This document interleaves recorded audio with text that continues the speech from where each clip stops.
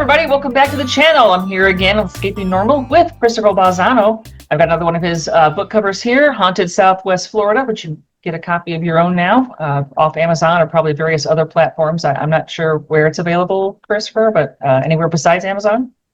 If you are in Southwest Florida, you cannot go into a CVS or a Walgreens or a Waffle House. Not Waffle House. What's the other one? The nicer one that's usually across the street. Bob Evans? No, I can't remember the name. The one that has the shop attached to it. They've got the gift shop. Well, at least the Bob Evans here in Missouri have gift shops. Do they really? Yeah. Not the Bob Evans here. Cracker Barrel is what I'm thinking. Barrel. They do also. So pretty much like in this area, and of course you can contact me on any of my social media platforms if you're looking for your signed copy, like at a little bit of a discount or whatever. Yeah. So I mean, it's even before the release date. The release date was August 5th, and I was already seeing it places. So it's just out. It's just out.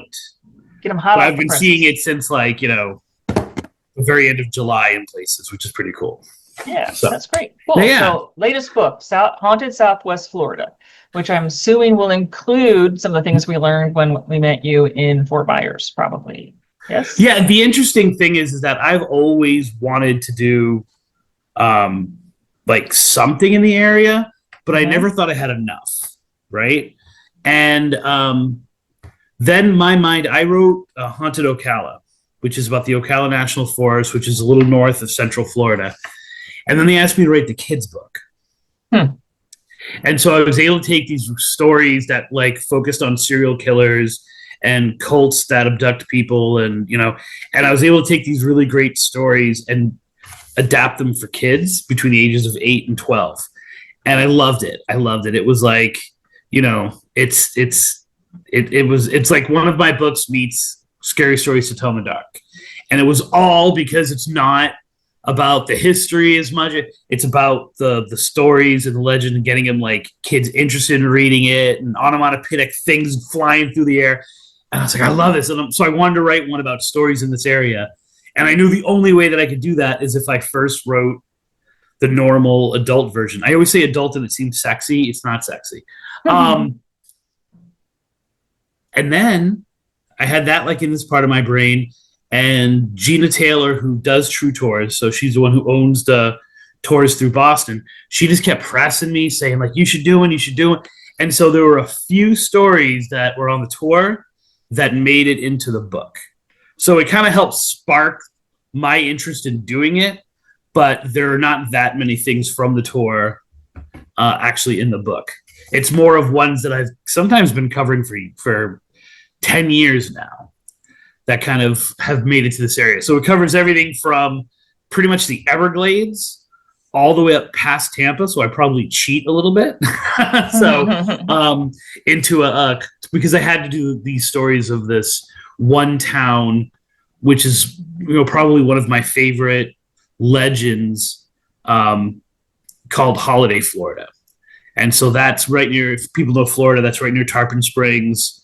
It's actually north of Tarpon Springs, so I had to go that far at least. So there might be some argument over whether I'm really covering South Florida, but if you're in the Panhandle, Tampa's still pretty south. Yeah. Okay, that sounds great. And definitely, if you're in Fort Myers, take that tour so you can hear about the other stories that didn't make it into the book. Yeah. So let us know then, what is the difference between investigating and legend tripping? Yeah, so I investigated for a really long time. So I've been doing this 30 years, and probably 20 of that, we'll say 15 of that, I would consider myself an investigator. I literally wrote a book. I think you had it projected the last time, picture yourself ghost hunting. And although I always hated that term, I liked paranormal investigator. And a paranormal investigator is obsessed with data, right? And they're obsessed with capturing evidence. And no matter how many evidence. So when I was actually writing that book, stop me if I told this story last time. When I was writing that book, I sent out questionnaires to people, to investigators. And I said, did I tell you this story before? No, I don't think so. So I sent out all these, flyers, and I was like, questionnaires. And I said, why do you do this? And of the 50 people that I knew that were investigators, almost all of them said something that kind of was like to help people and to prove that ghosts are real. Mm-hmm. Right? Then the very last question of the questionnaire was, if someone is a non-believer, what will prove to them that ghosts are real? And every single one of them said a personal experience. And so I was like, you're literally living a paradox, right? You're doing all of this work and, trying to innovate to prove that ghosts are real, but you're saying that the only way to prove a ghost is real is to have an experience, right? Like that seemed to me like that blew a gasket in my mind. Yeah, And I did an online like be a ghost hunter course once for fun because it was like $40 or something. And it kind of bugged me that somewhere in there that one of their quotes was like your number one job as a ghost hunter is like to prove ghosts are real. And it was like, no, I think my number one job would be to find the truth. Right? yeah, Because maybe it's a raccoon in the attic, right? I mean, you don't know. Maybe yeah, and maybe the next one's a ghost, but this one might be a raccoon. So I really want to get to the truth, So and in their defense, I think what they often mean is to cut away all the things that aren't, mhm. like to prove that ghosts are real by proving what it's not. Most people, I would say, legitimately approach it that way. That's good. But what I noticed was, when I had first started doing this, it was all about the story.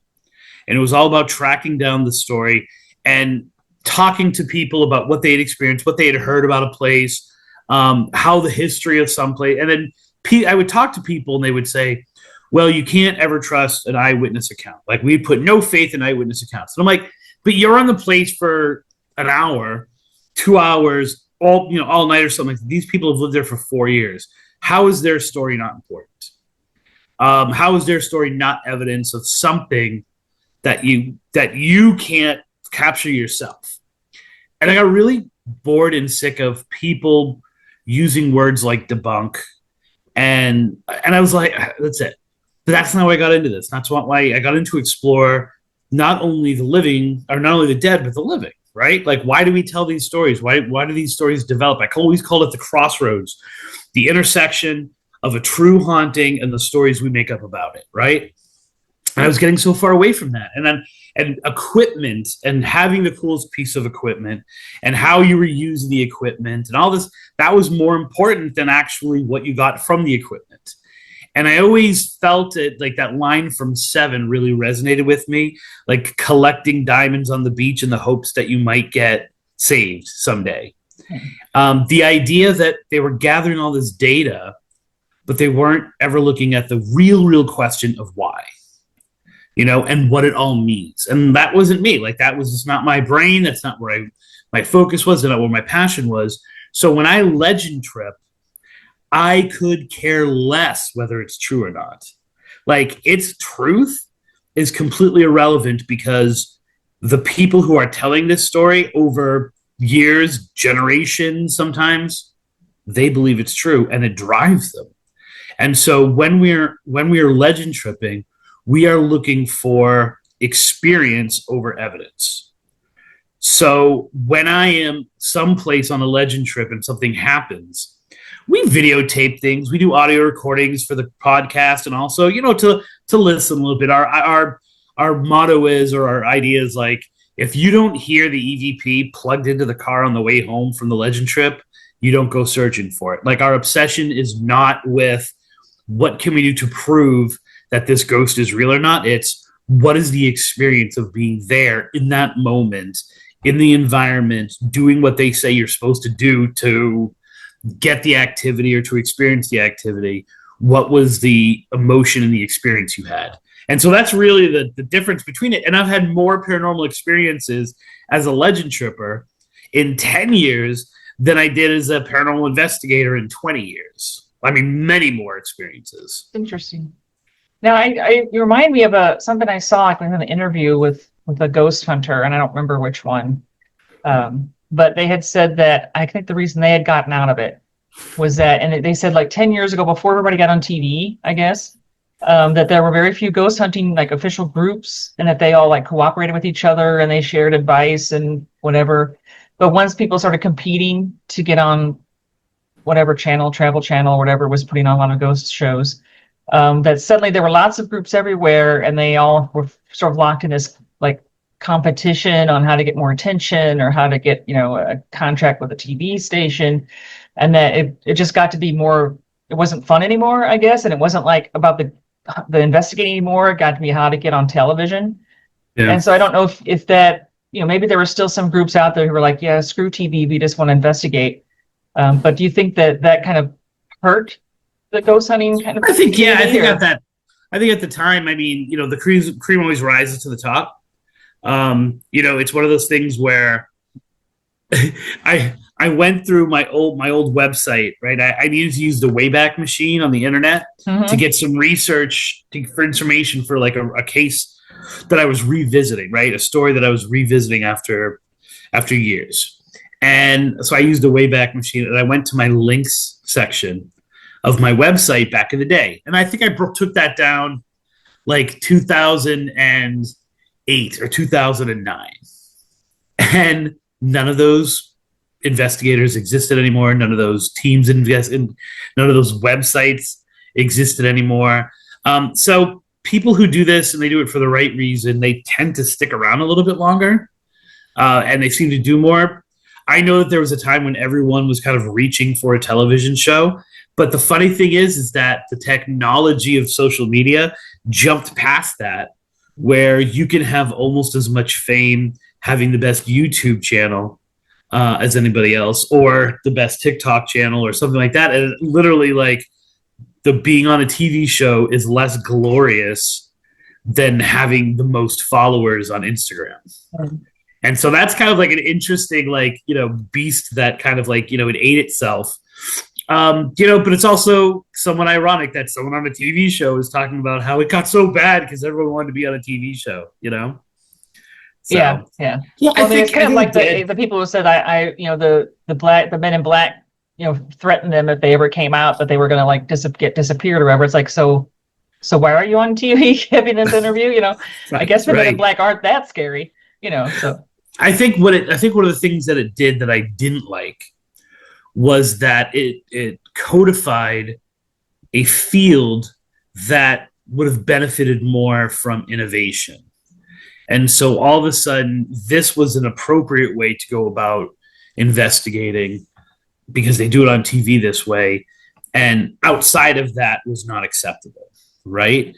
And so it was almost as if, and which then made the people who were calling you up to investigate their house, if you didn't act like they acted on Ghost Hunters, you were not legitimate. So that was frustrating, or if you didn't do certain things, or you could tell that the people sometimes said, well, all the popularity of the TV shows made a ton of people want to be on TV themselves, and so they started lying about being haunted. More, they started like not over exaggerating their situations, but being like, well, I saw it was like this on the TV show, which meant that I have to be haunted.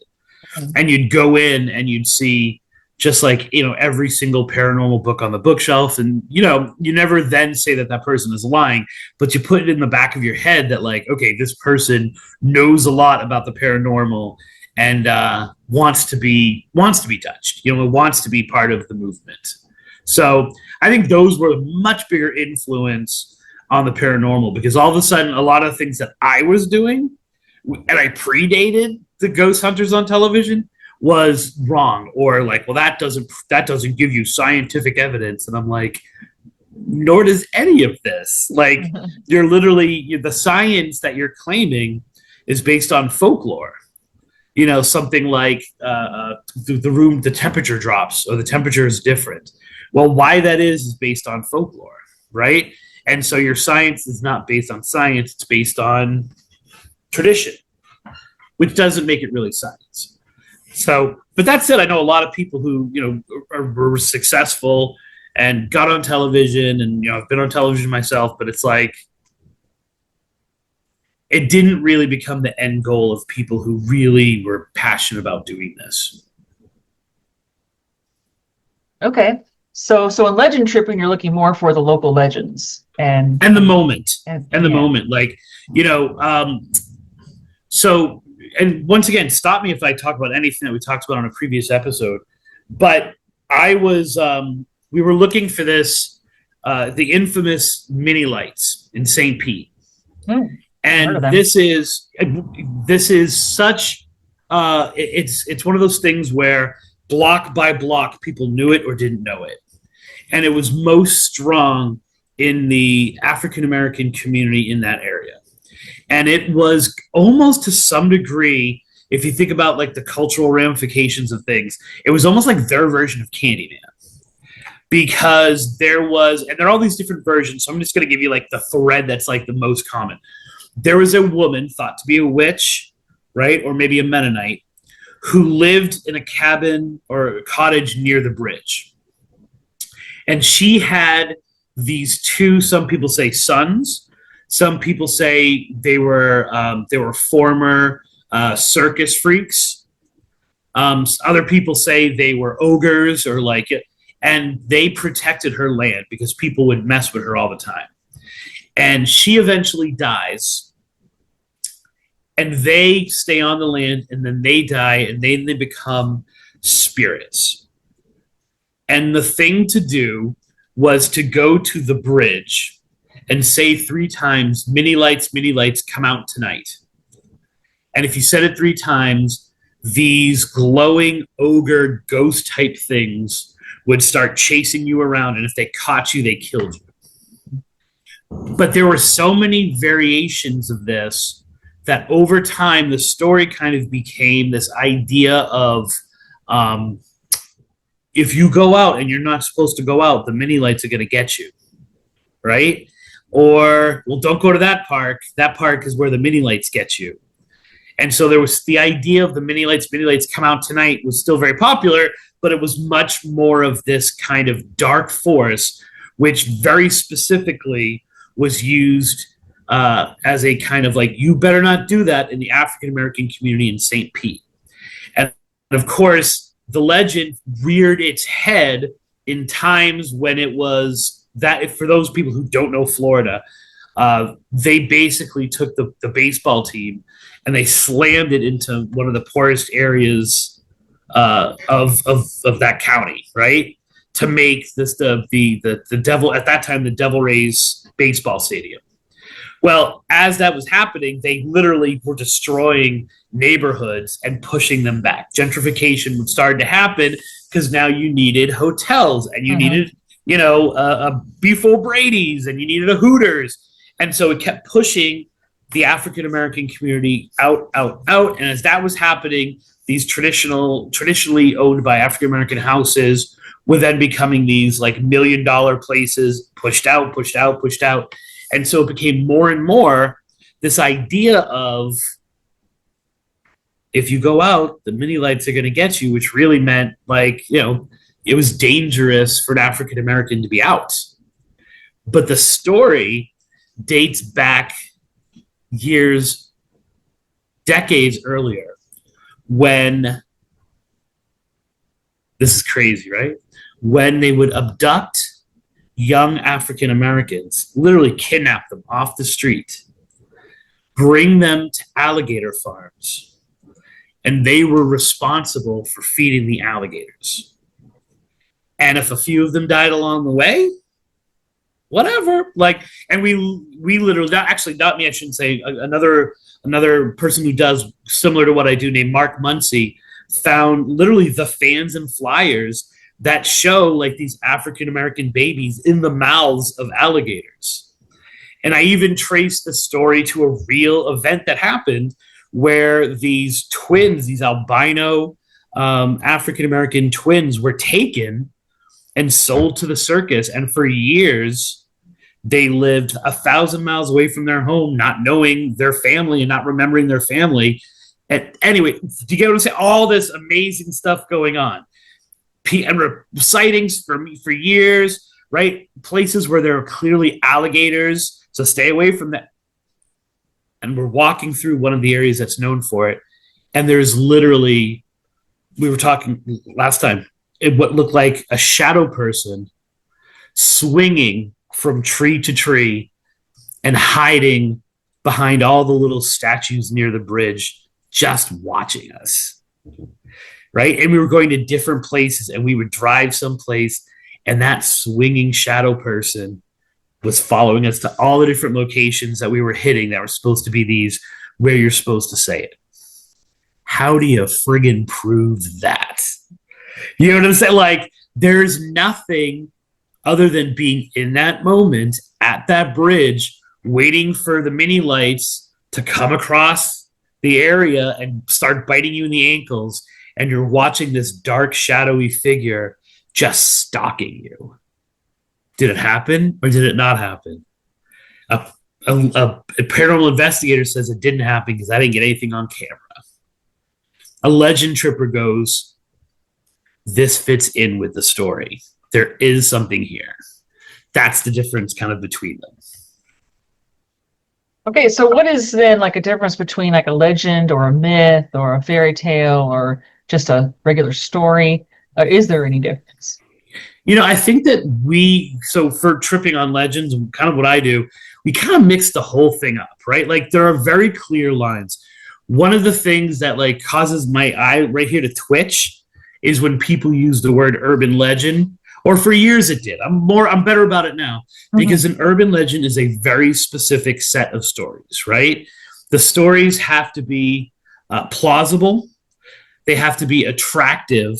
They have to be they had to have had like an origin that no one can identify. Like they just seem to pop up in several different places at once. And people will say, oh, you know, the urban legend of the man haunting that building. It's like, well, that's not an urban legend, right? Like, so I think my most comfortable, I call these things ghostly legends because myth has to do with religion, right? So even though we use the word mythology and we say, oh, this television show has a great mythology behind it. Mythology are the stories that are the basis of a religion. Folklore, so kind of what I do is like somewhere between legend and folklore. Folklore are the stories that often have a supernatural undertone that are the stories of the common people, right? So it's not, why does the sun come up every day? That's the world of mythology. It's more of, how do I get rid of this rash using these berries? Because that's been used for years. Or folklore has to do with, you know, that man that used to come around here every 10 days. You know, it's like that no one remembers seeing, but he's just become this like this part of the complexion of the community. That's kind of where I live. So somewhere between legends, which still have like kind of more of a loftier idea to them, and folklore, which is the ghost stories of the people. You know, so it's one of those things where in my snobby ways sometimes when people talk about like St. Augustine, everyone loves St. Augustine. When I'm on the tour, everyone always, have you been to St. Augustine? Every event I've ever been to, well, you've been to St. Augustine, right? I cannot tell you, no matter where I am speaking, it's almost inevitable that someone asks me, or doesn't even ask me, says it with confidence, that I've been to the Stanley Hotel. I've been to the Stanley Hotel. What did you think when you went to the Stanley Hotel? And I'm like, Colorado, man, that's a long ways away, man. Who's paying for my trip to Colorado? You know, like, those to me are more, they're almost like their own version of mythology. Right. Everybody knows them. Everyone knows St. Augustine. Everyone knows, you know, some of the famously haunted places in Tampa. They've taken on their own mystique. Give me a haunted bridge in the middle of a town no one's heard of. That's where I live. Those are the stories that I enjoy. Yeah, I mean, that's discovering those kind of things is fun, right? Because those are little things that are still the people around the area, right, may believe right. and have all these things, but yeah, you haven't seen it a million times, like maybe the Jersey Devil stories or right, or something that's a little. And I love those. Like those are the stories that built the interest, right? But then I love to see how those stories are mirrored in these small ones from almost nowhere. You know, I was revisiting one of our very first legend trips, which is the singing Manatee River. and the ghosts that are revolved around this one little section of the Manatee River in Bradenton, Florida. And I realized myself, right? I've been talking about that legend for, I think it was 2017 was the episode, because I'm re-listening to the episodes because we're revisiting it.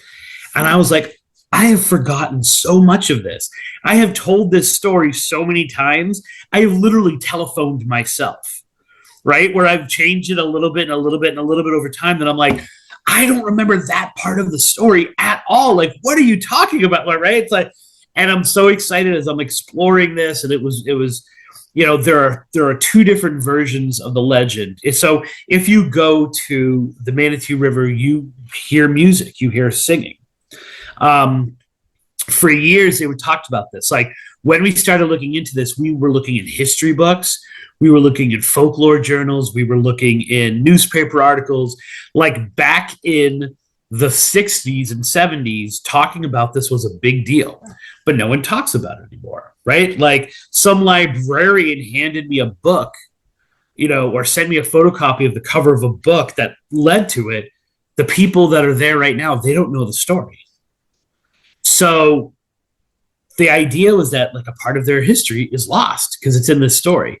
So the main part of the story says there's this spring in Bradenton, and on one side of the Manatee River, you had the Caloosahatchee, and on the other side you had the Timucua or the Timucuan. Although in hearing it, there was one report that it was a Topabogan tribe, which was blowing my mind because I'm like, I was wondering why we never. But anyway, that's my own little geeking out. They once a month they got together for commerce. Otherwise, they didn't really get along. And on one of these commerce excursions, the son of the chief of the Timucuan met the daughter of the chief of the Calusa, and they fell in love. And they decided, like starting a little Romeo and Juliet feel, right? They decided tragedy coming, right? Right. So I'm telling you the real story, like because it's changed in my mind. But I'm telling you the real story. So he convinces her to go live on the other side of the river with him, right? And she says, I can't do that because the mineral spring that's here, once you've drank this water, you can never find peace again without it. So if I go and live on the other side of the river with you, I'm going to be away from the spring. There'll always be a hole in my heart. But still, he convinces her. She goes to his side of the water.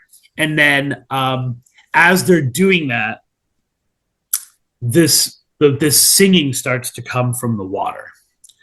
And she says, that's the song of my ancestors who died here a really long time ago. They are at least blessing our marriage. Now, in the original version of the legend, they lived there for a really long time, but she's always got that hole in her heart.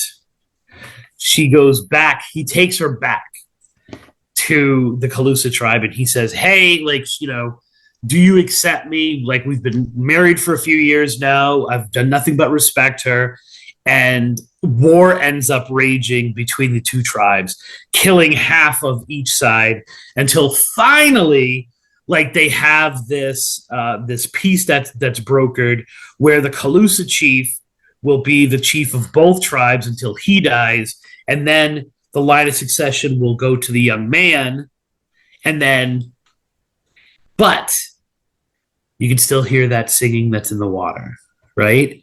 And every once in a while, you can see a boat, a canoe, coming from each side, and they meet in the middle, and then they disappear. It's like, that's beautiful. So we went there trying to spark it with all of this, all these things that are kind of mentioned throughout the legend.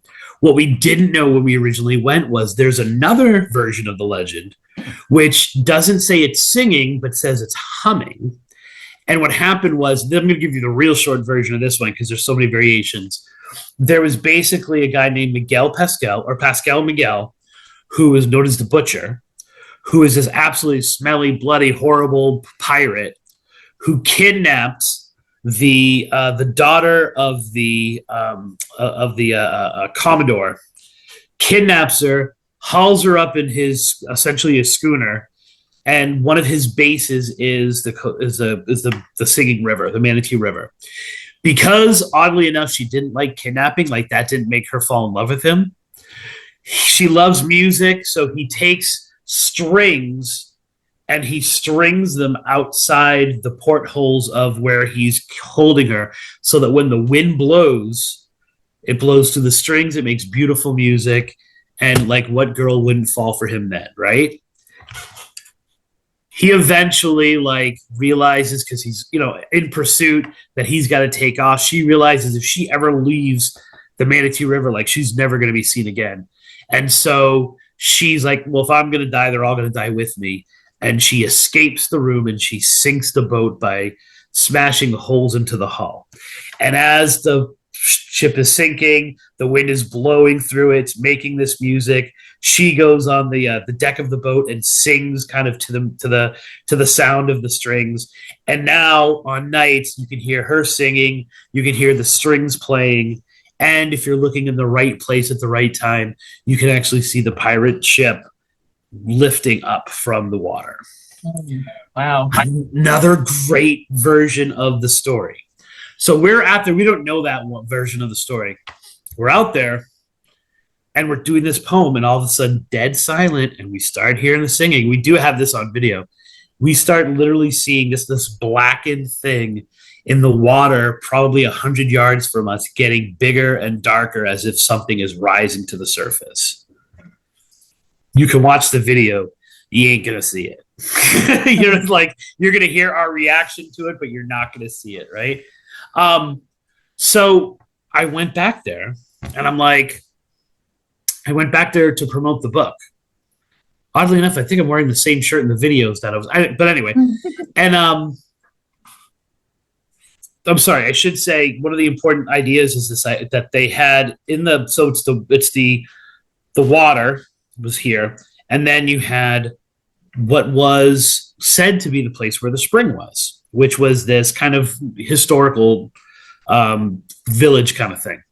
And then all throughout, you had all these things marking the history of Bradenton, all that stuff like that. And one of these little stops, this little park, which we didn't know about, we found it like as we were looking, there's a whole version retelling of the story over a couple of different little plaques.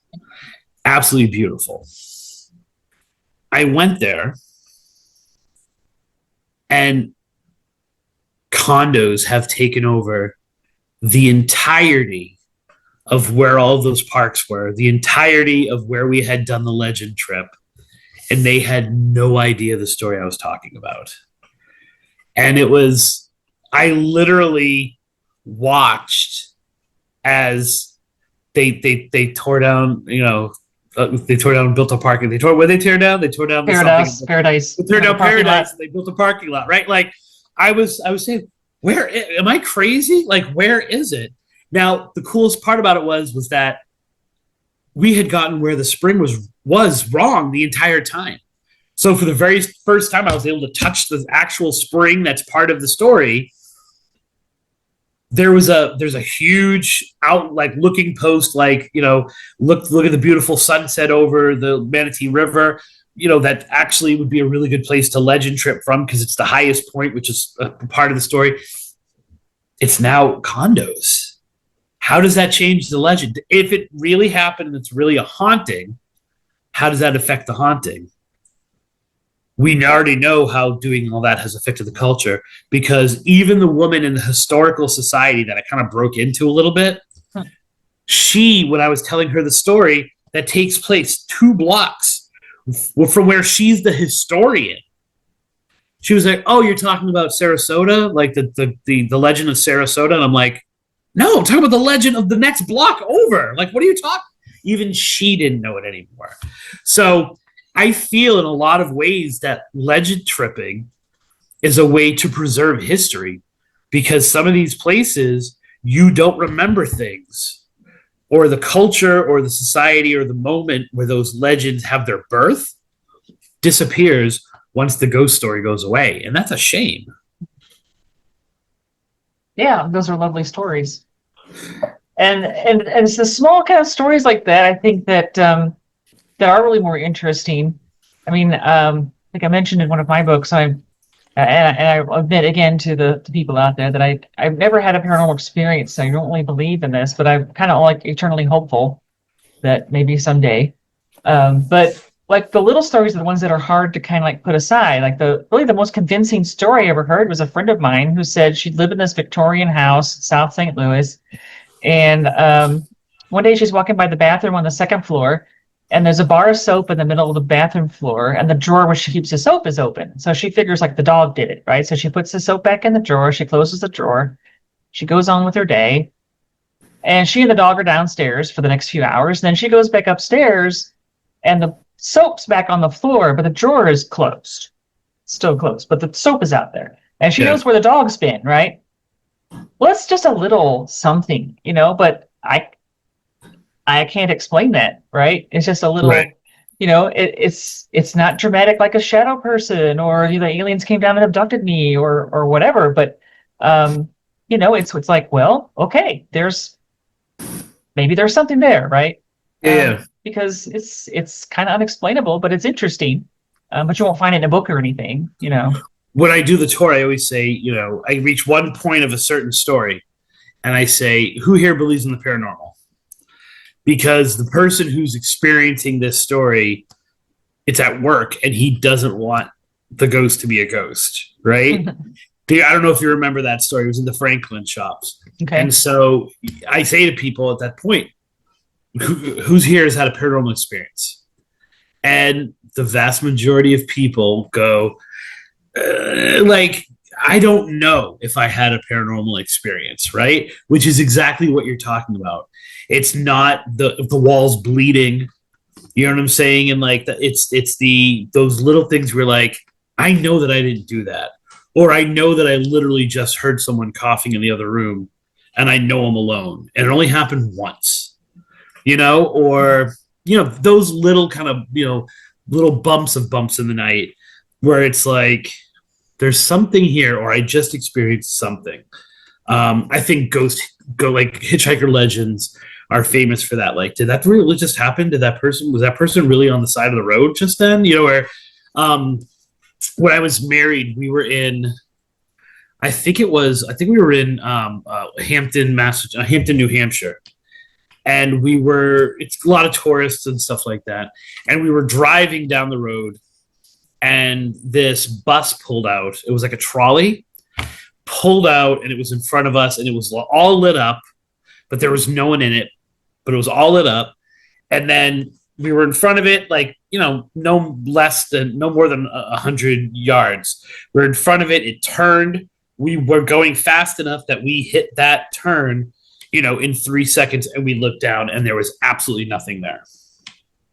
How do you prove that? You know what I'm saying? Like, how would you, if you're a ghost hunter or a paranormal investigator, how do you investigate that? Just hang around with your thumb out? Like, Yeah. we had a similar experience when we were coming home. I had just moved to Florida the first time, and my niece had just been born, who was eventually my godchild.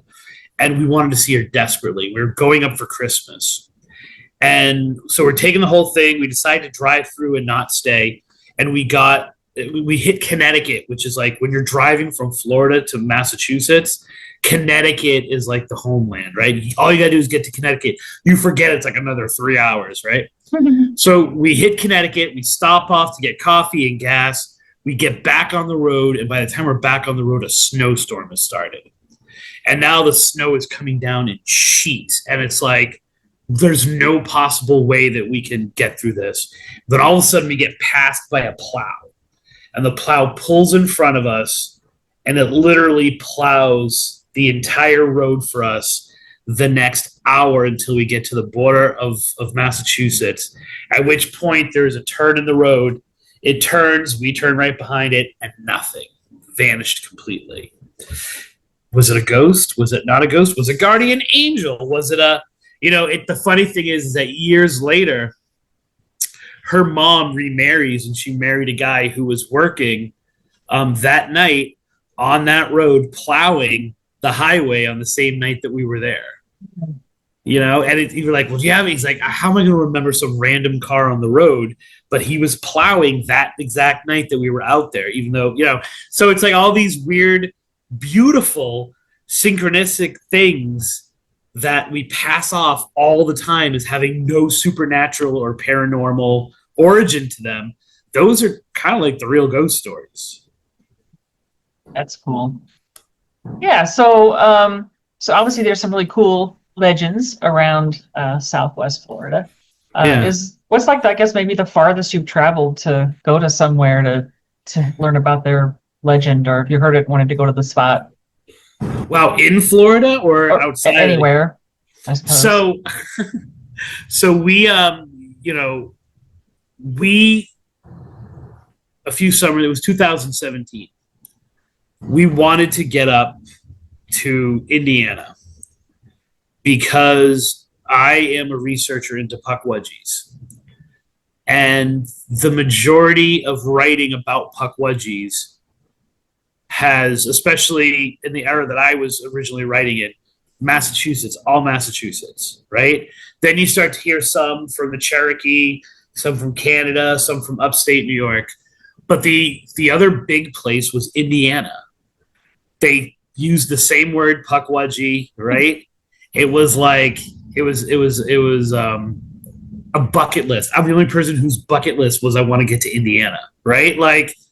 And so we planned this whole trip. If you're talking about the farthest we've gone, we planned this whole trip. We went up the East Coast. We spent like 4 days in North Carolina exploring all of these really cool North Carolina stories. Crossed over in West Virginia, had to visit Mothman. And we go to this Mound State Park where it's supposed to be Puckwudgie Central.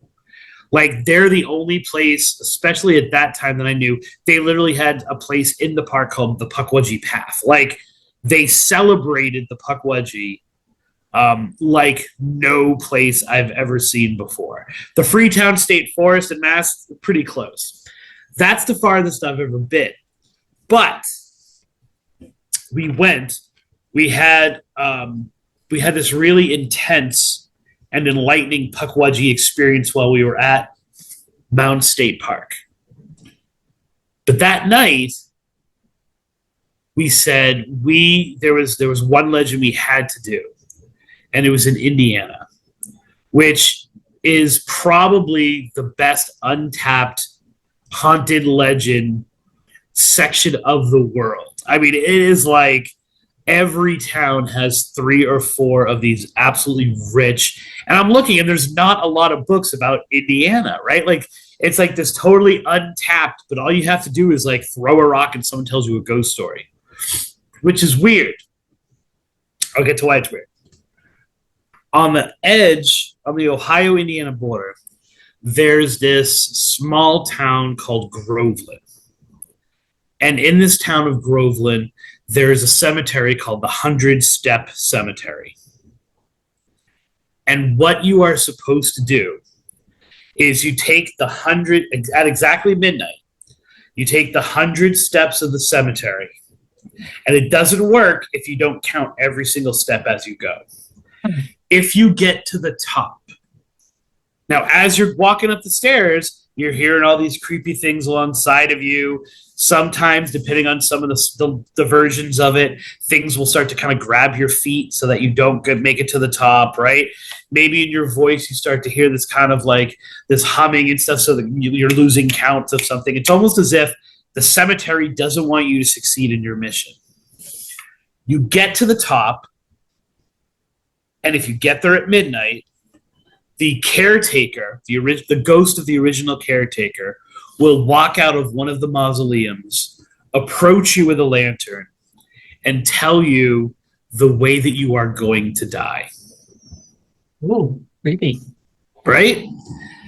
At that point, you can't stick around. You've got to go back down the stairs, counting as you go. And if you miscount, you either fall into the depths of hell when you reach the bottom, or you die within a week of having been there. Like all these great kind of consequences for not doing it. Ideal ghostly folklore, right? I mean, like, this is the definition of folklore. And people get aggravated when I say it is the most documented bit of ghost folklore in the country. People say, no, it's not. It's Waverly Hills or it's Lizzie Borden. I'm like, those are haunted locations. In the 1960s, 70s, the University of Indiana was literally where the term urban legend was invented. Because Harold Van Brunvard was the Jan Harold Brunvard was a professor there, and he is the god of American folklore, right? Like in urban legends, right? He is the man who literally coined the term. So there is an archive of like 300 different versions of this story because it was part of a huge project that he used to run every year, asking people the versions of this story that they knew. So you can literally go into the archives and get story after story after story that people have either experienced or they heard from a friend of a friend. Like, it's all that, and people don't know the story. Like, that's great. Like, if you're not from that area, you don't know the story. If you grew up, and let's face it, who goes to the University of Indiana if you're not from Indiana, right? Please don't hate me, people from Indiana. I always, people say, where is the scariest place you've been? That is one of the two most scariest places I've ever been, because we had this profound experience at Mountain State Park with Puckwudgies. And then it was like an hour and a half, 2 hour drive. Now it's getting dark. It's approaching midnight. We're literally reading all the different versions of the story as like it goes from city to rural to really rural to there's not a street light around for, what seems like town and town and town. Like, there's nothing, there's no businesses, and we're driving up and the road is cracked, right? And it's raining and there's frogs like flying all over the place, like around us. And we get to those stairs and we literally have no pictures. We have nothing. Like, all we have is a Facebook Live we did. So when I try to like get pictures for a book I was working on, I'm like, I have no pictures of this place because we were so scared crapless because of the nature of it. And nothing happened, right? Nothing stalked us. Nothing killed us. We didn't die 2 weeks later, anything like that. Like, nothing happened, but it was the stories that are being told and were part of the culture of that place were so strong and profound. How could you not be there in that moment and be like, this is terror? And more importantly, how could you be in there in that moment and be like, I'm going to debunk that the stairs ever existed? Like, why would you want to poo-poo that? And how could you poo-poo generations of people who have said, be careful of walking up those stairs at midnight? Like, it's just an amazing place, and it's physically the furthest I've ever been from my base of operations. Okay. All right. Well, I appreciate you taking the time to come to my channel again and tell us a bit about legend tripping and some of the legends that you've looked into. I really like those ones about Bradenton and the pirate ship and things. Those sound very interesting. Especially since I hope to spend some more time in Florida coming up soon. So I'll take you out there myself. That would be great. I will hit you up on that because I certainly would like to visit a lot of these legendary places where I agree that the local legends and stuff are just fabulous. And learning all those things about, I mean, I studied anthropology in college. I mean, it's like listening to people's stories and stuff is like so cool and so interesting. And maybe that's part of why I've always liked ghost stories, because it's like, sure, it's creepy and some of them are scary, but it's just a certain kind of communication, I guess, between humans, that something that it's important to you in a way, right? It's important to my culture to explain why we have to count the steps, or whatever it is, Yeah. Yeah. And everybody in that little neighborhood maybe knows that, but then maybe outside the neighborhood, then they don't, but just those kind of things are just so interesting on why humans have them and value them and keep them and keep them going. So it's just all really, really interesting. So I appreciate your time tonight, and I Thank hope you you very come back to much. the channel. And remember, everybody, if you like this, then hit like and subscribe. Maybe leave us some comments. We'd appreciate that. And we'll see you next time. Bye-bye. Bye bye. Thank you very much for having me.